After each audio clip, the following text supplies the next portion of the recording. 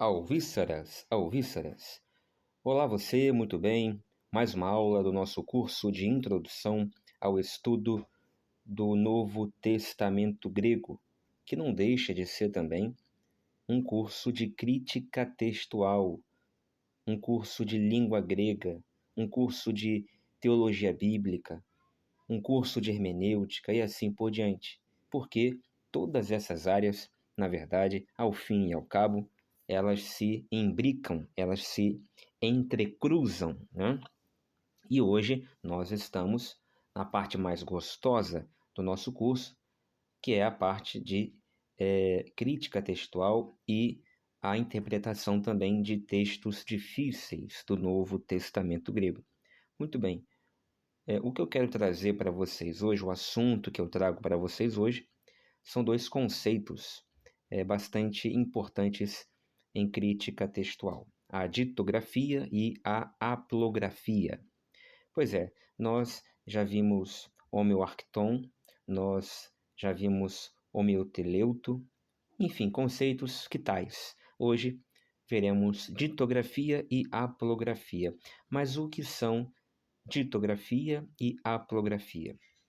Eu abro com vocês o texto do Novo Testamento na página 291 e lemos ali o seguinte: há outros fatores que levaram à formação de variantes.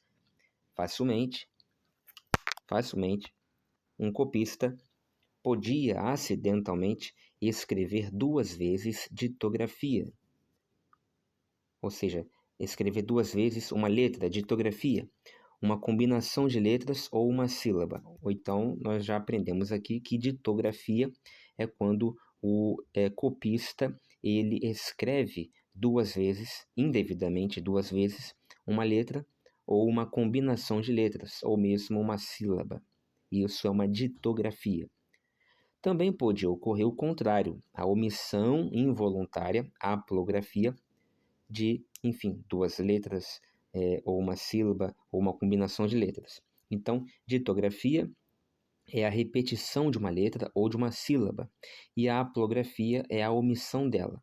Então, veja que uma é o oposto da outra. A ditografia é o acréscimo, né? E a haplografia é a omissão, é o decréscimo. Muito bem.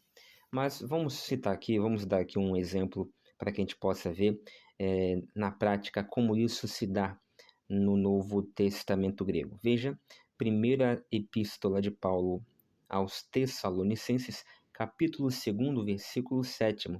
Está escrito assim, esse texto aí em letras maiúsculas, né?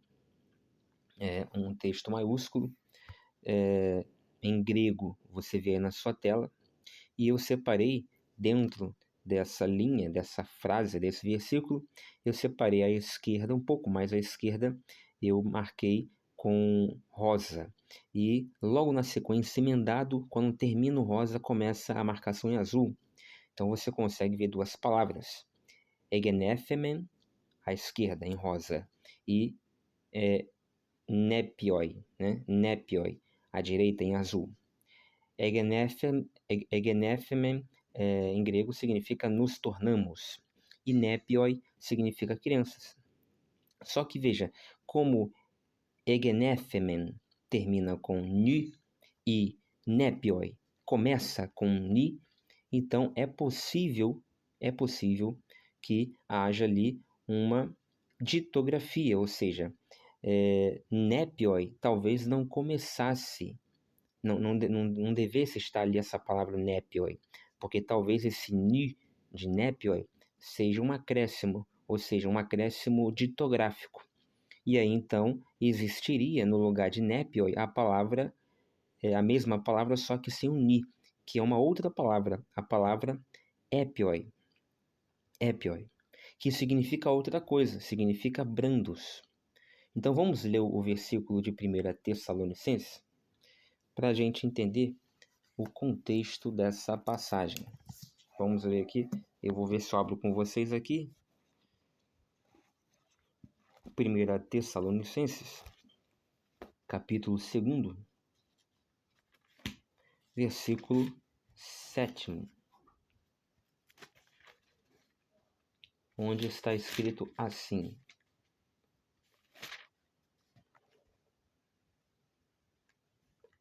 arraigados nele edificados. Desculpa, esse aqui é Colossenses. Agora sim, capítulo 2 de Tessalonicenses. Versículo 7. Ainda que nós, na qualidade de apóstolo de Cristo, pudéssemos fazer valer a nossa autoridade. Pelo contrário, apresentamo-nos no meio de vós cheios de bondade, como uma mãe que acaricia os filhinhos. Ou seja, esse filhinhos aí, em algumas traduções, está crianças, nepioi, filhinhos, crianças. Se for, no lugar de nepioi, for epioi, ou seja, se houve uma haplografia em vez de uma ditografia, ou seja, se há uma ausência do ni em vez de uma repetição dele, e aí o versículo ficaria como uma mãe que acaricia os brandos. Veja, não ia ter significação, diferente a ponto de mudar o contexto do versículo, né? Até porque uma mãe é citada, uma mãe para fazer alusão aos filhos, né? Se não se quisesse fazer alusão aos seus filhos, não se citaria a palavra mãe, se citaria a palavra mulher, ou uma palavra mais impessoal ainda, como a palavra pessoa. Por incrível que pareça, a palavra pessoa é uma palavra impessoal, né? Porque que pessoa? Você não está dizendo qual é a pessoa. Mas é dito que como uma mãe que acaricia os filhinhos e não como uma mulher. Por quê? Porque se quer dar ênfase também nos filhos da mãe. Porque quando você diz mãe, você pressupõe filhos. E quando você diz filhos, você pressupõe mãe. E assim por diante. Então, não vai fazer diferença se, neste caso aqui, é um caso de ditografia com a presença do ni, como uma repetição do ni, do último ni de egenefemen, que significa nos tornamos, ou se seria o caso de uma haplografia, ou seja, uma ausência desse ni, engendrando então a palavra epioi, que significa brandos. Tanto faz, porque o sentido não é alterado. Esta aula serviu apenas para mostrar a você o que é uma ditografia e o que é uma haplografia dentro da análise exegética, dentro da ciência de crítica textual do Novo Testamento grego, ok? Nós estamos aqui analisando o texto grego.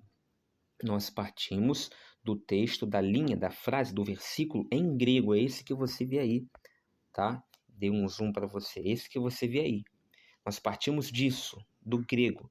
E aí, então, depois nós abrimos o Novo Testamento em português, a primeira epístola de Paulo aos Tessalonicenses, capítulo 2, versículo 7, em português, para então, num segundo momento, entendermos o texto em português. É assim que se faz a crítica textual, é assim que se usa da crítica textual para a exegese de um texto bíblico, ok? E eu estou apenas aqui citando essa passagem para que você veja dois casos, dois conceitos em crítica textual na prática, ditografia e haplografia, tá? Muitas vezes, você, quando aprende isso numa faculdade de teologia, geralmente você aprende, assim, o conceito, né, de ditografia e o conceito de haplografia, quando você aprende, né? E se você quiser conhecer exemplos, se o livro trouxer exemplos, você vai conhecer esses exemplos no livro ali, mas não vai ter um professor, dificilmente você vai ter um professor passando isso em vista para você, fazendo a crítica textual, fazendo a exegese na prática na sua frente. E é o que eu procurei fazer aqui. Espero que você tenha gostado. Até o próximo vídeo, se Deus quiser.